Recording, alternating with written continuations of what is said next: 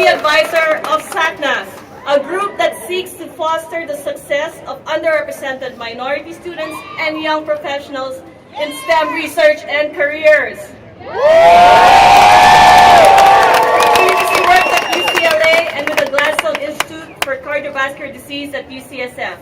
His lab studies fat molecules. In an interview yesterday, he said the goal of his team is to make discoveries in medication to fight diabetes. Let's give a hand for Dr. Villanueva.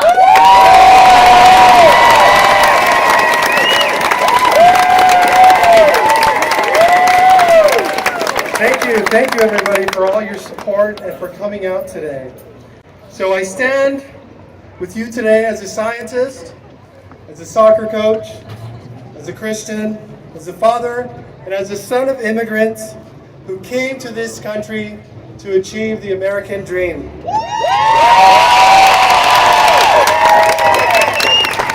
Now, much of this American dream was built on scientific and technological advances that have shaped our society and influenced the world we live in. In particular, we have made profound advancements in biomedical research, which helps us provide a better quality of life for many Americans.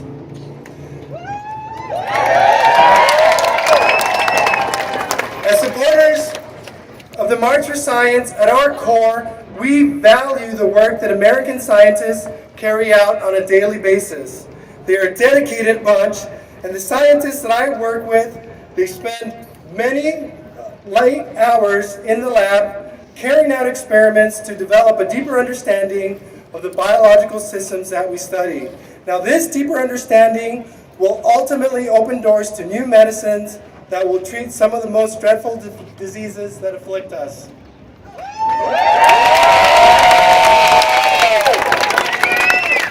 So today, we're marching for science in honor of the lives saved by science. Think for a moment what the world would be like if scientists hadn't discovered hormones like insulin, drugs like antibiotics, preventive measures like vaccines,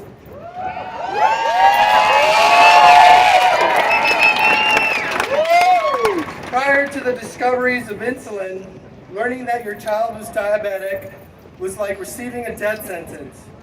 These type of discoveries ignite my passion for biomedical research because at its root, they were made from simple observation by scientists and their unwavering curiosity.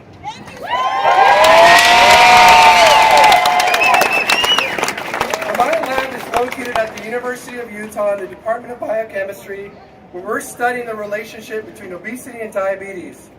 Ultimately, we want to develop safe therapies to help diabetics control glucose. Now, in order for us to make educated decisions about which drugs should be developed, we must first understand the underlying biology. It's our hope that the discoveries we make in our lab will improve the lives of diabetics in Utah, but also across the country and around the world.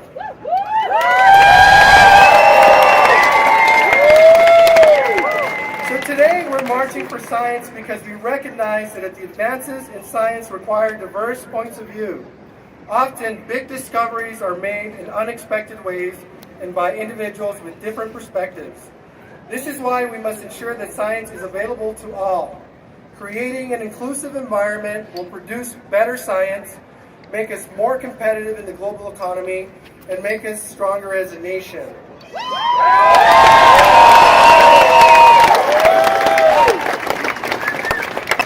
Today, we're marching for science to encourage the continued support of federally funded research.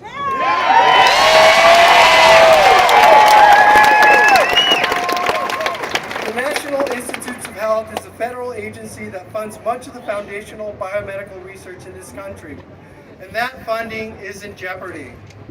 NIH-supported advances lead to improvements in health that can bolster the economy, improve productivity, and reduce the costly burden of illnesses. Therefore, we must continue to support our scientific enterprise and fight for science.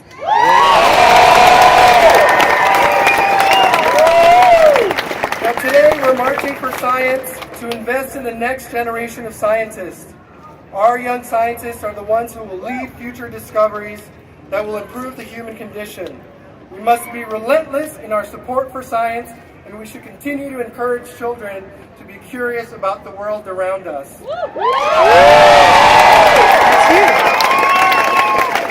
Now, when you leave today, I encourage you to reach out to your elected officials to tell them to continue to support federally funded research and to make policy decisions based on sound evidence. Thank you.